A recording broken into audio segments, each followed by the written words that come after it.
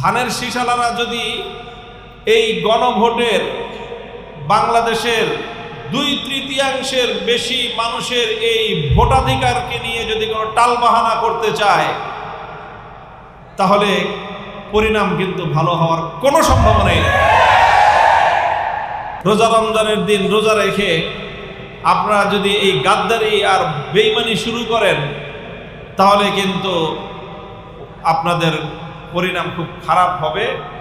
আমরা সৎ পরামর্শ দিচ্ছি, ভালো পরামর্শ দিচ্ছি, ভালোয় ভালোয় জনগণের ইচ্ছা এবং তাদের আশা বাস্তবায়ন করেন। দ্বিতীয় বিষয় হলো আমাদের বাংলাদেশ, আমাদের প্রাণপ্রিয় মাতৃভূমি। দীর্ঘ সংগ্রামের মধ্য দিয়ে অনেক লড়াই করে বাংলাদেশের মানুষ 24 জুলাই বিপ্লবের মধ্য দিয়ে তারা ফ্যাসিবাদ থেকে মুক্তি লাভ করেছে, জুলুম এবং অত্যাচার থেকে তারা মুক্তি লাভ করেছে। এদেশের মানুষ তারা জুলাই বিপ্লবের যে অর্জন সেটাকে তারা অক্ষুণ্ণ রাখতে চায় এবং যে কোনো মূল্যে আগামীর বাংলাদেশে জুলাই বিপ্লবের আকাঙ্ক্ষা বাস্তবায়িত যেন হতে পারে, সেটার জন্য বিশেষ করে বাংলাদেশের তরুণ প্রজন্ম তারা সজাগ, সচেতন এবং সোচ্চার রয়েছে। এই জন্য আমরা বাংলাদেশের দায়িত্বশীল কর্তৃপক্ষ হিসেবে বর্তমান সরকারকে আমরা স্পষ্ট ভাষায় বলতে চাই যে এদেশে দীর্ঘ অনেক বছর পর, 17 বছর পরে একটা নির্বাচন হয়েছে। বাংলাদেশের মানুষ আর যাই হোক শান্তিপূর্ণভাবে তারা তাদের ভোটাধিকার প্রয়োগ করতে পেরেছে। ভোটের ফলাফল নিয়ে যাই করা হোক, ইঞ্জিনিয়ারিং টুকটাক যাই হয়েছে, মানুষ ভোট দিতে পেরেছে, এটা নিয়ে মানুষের মধ্যে একরকম শান্তি আর স্বস্তি আছে। মানুষ কিন্তু 2টা ভোট দিছে। সংসদ নির্বাচনে প্রতীকে ভোট দিয়েছে, জুলাই সনদ বাস্তবায়নের জন্য গণভোট দিয়েছে। আমরা বলেছিলাম যে গণভোটটা আগে করেন, সংসদ নির্বাচনটা পরে করেন, কিন্তু যাই হোক সেটা হয় নাই, একসাথে হয়েছে।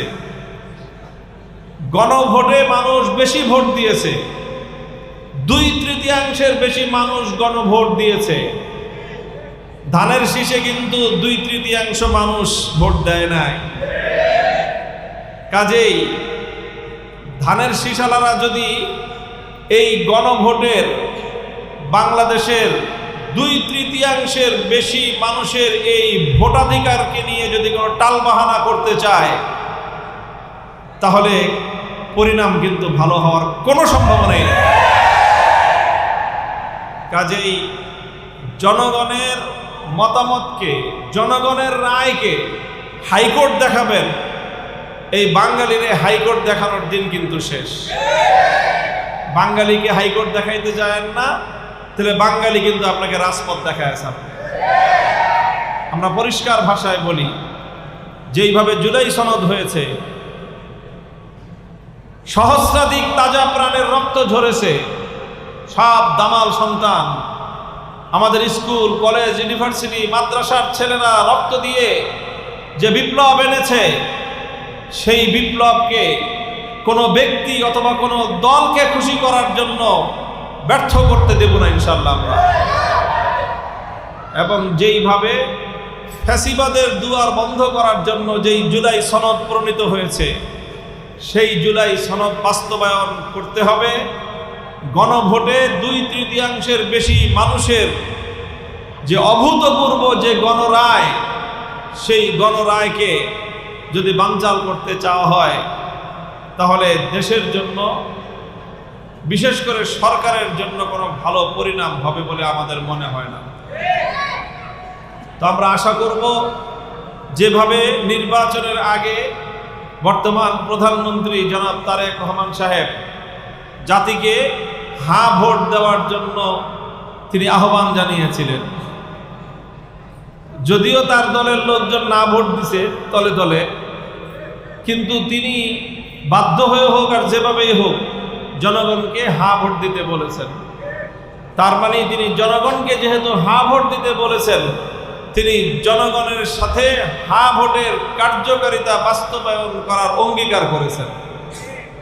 এখন পাশ করে পগার পার হয়ে যাওয়ার পরে যদি মনে করেন যে এখন আর জনগণের দরকার হবে না, বলবো বোকার স্বর্গে বসবাস করতেছে। পাশ করার আগে যেরকম জনগণের প্রয়োজন ছিল, পাশ করার পরে আগামী 5 বছর শান্তিতে টিকে থাকার জন্য আরো বেশি প্রয়োজন জনগণের। রোজা রমজানের দিন রোজা রেখে আপনারা যদি এই গাদ্দারি আর বেঈমানি শুরু করেন, তাহলে কিন্তু আপনাদের পরিণাম খুব খারাপ হবে। আমরা সৎ পরামর্শ দিচ্ছি, ভালো পরামর্শ দিচ্ছি, ভালোয় ভালোয় জনগণের ইচ্ছা এবং তাদের আশা বাস্তবায়ন করেন। ইনশাআল্লাহ জুলাই বিপ্লব বাংলাদেশে ইসলামের অনুকূল একটা বিপ্লব।